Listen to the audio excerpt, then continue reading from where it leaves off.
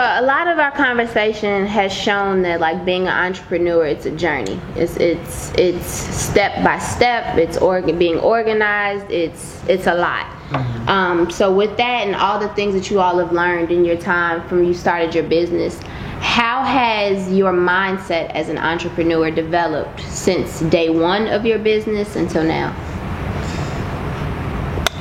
I come from entrepreneurship. Okay. I could be honest with that. My family owns a business for the past 60 years. So when I first started in the workforce, it was always about working for my culture. And once I got the opportunity to work for myself, it's fulfilling. It's fulfilling. Truth be told, like, I mean, I'm not a militant or anything like that, but like, I just appreciate my culture and whatever I can do to put my skill back into my community. That's always what I wanted to do. So being an entrepreneur was just what it was made for me. I was born to be that. Yeah, same thing. It was like I saw entrepreneurs in my family, and I knew the only way that you can leave a legacy, or like you say, push your people further, is by creating something on your own and not just becoming another cog in the wheel. So I always had the idea that I was just going to do it. From the day that I started, I guess I've just become less green behind the ears and just understanding that things don't happen overnight. Yeah. So it's made me more patient.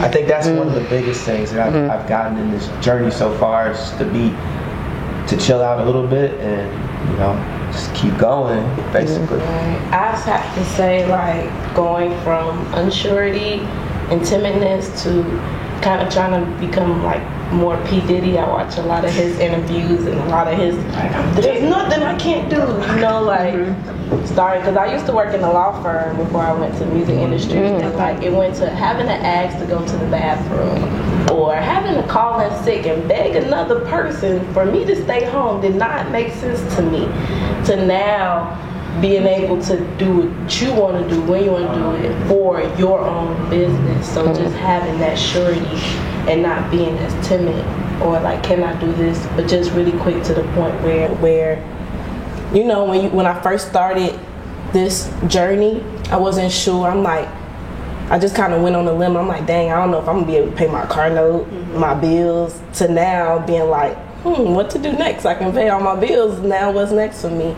So, like, don't be afraid to do it. That's where I am now. So. Yeah.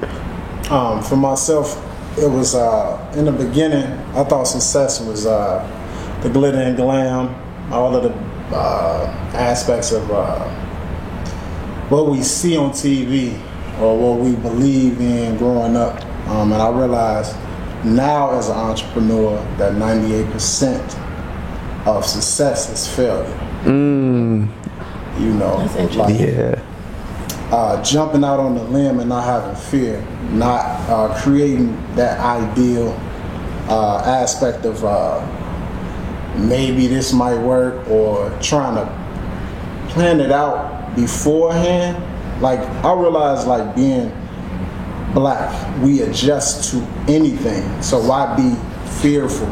You know, in the beginning I was fearful. It was like, I'm not making any sales. Like, the second year was very slow for me because it was a transition stage. It was like repetitive. It was hats, t-shirts, and I said, you know, this is not what urban elegance is. You know, coming from an urban community, we wear things elegantly.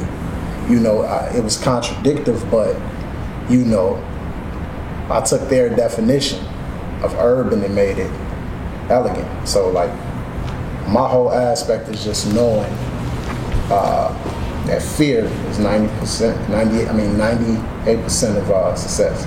Yeah, and when you jump off the porch, you know, you really gotta be confident in those decisions that you make and really trust your instincts. Yeah, it took me a long time. Yeah. Like, that You be holding on to the pole, like, is off the chain. And people don't realize, like, people would tell you, like, just jump. You just jump. Right. Like, especially when it's your finances, when it's your life, if you got children, you know what I'm saying? All of that in general, like, it ain't that easy to jump, but I swear once you do it, that's the most fulfilling situation ever for you. Feel good. So anybody I ever talk to, I say it, but I say it with the understanding of jump when you don't have nothing else to hold on to. Right? Like, and at one point when I started my business, it was because I really did not want to work a 9 to 5 no more.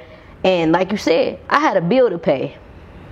I had to jump. Yeah. Because if I didn't have that bill paid within the next month, it was over for with that particular situation. Jump. If you jump, you fall.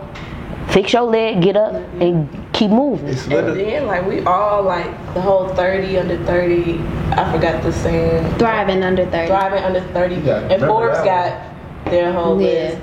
But, like, we're all so young, right? And so the older you get, the more responsibilities you have. So if there's any time to jump, is while we still young. Yeah. I don't know about y'all situations, but I don't have no kids. I ain't got no husband.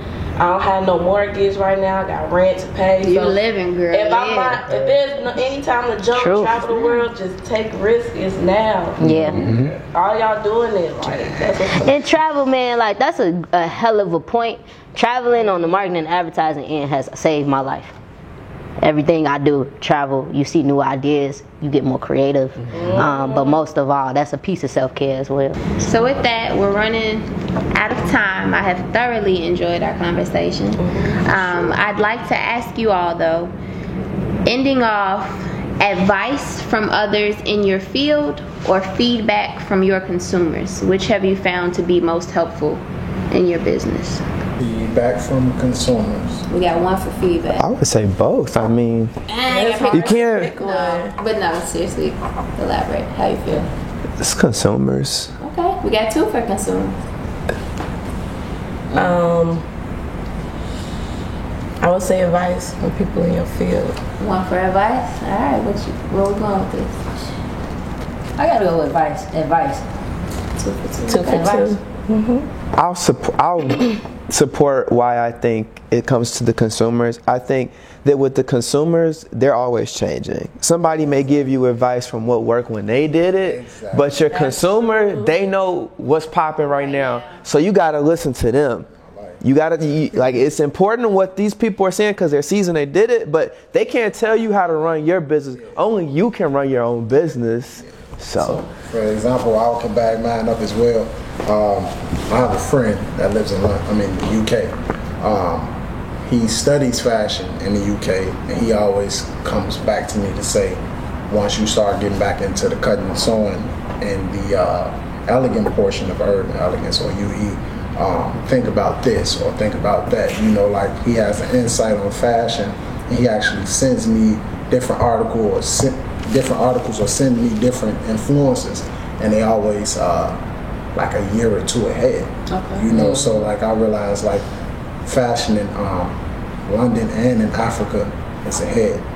You know, and a lot of people don't understand that aspect. So just taking it in from them, I actually learned a lot.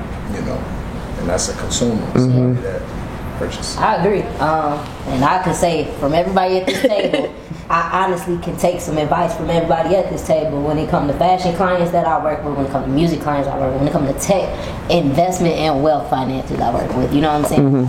I think that's what's interesting about entrepreneurs is everybody does their own research and everybody knows their own lane.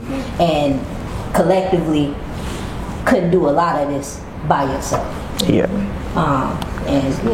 And I just want to touch on it as far as coming from the other two for two. It's just like, I feel like my mentors in the music game had kind of helped me avoid a lot of situations that they had to go through. And it's kind of helped me grow a lot faster than a lot of individuals around me have.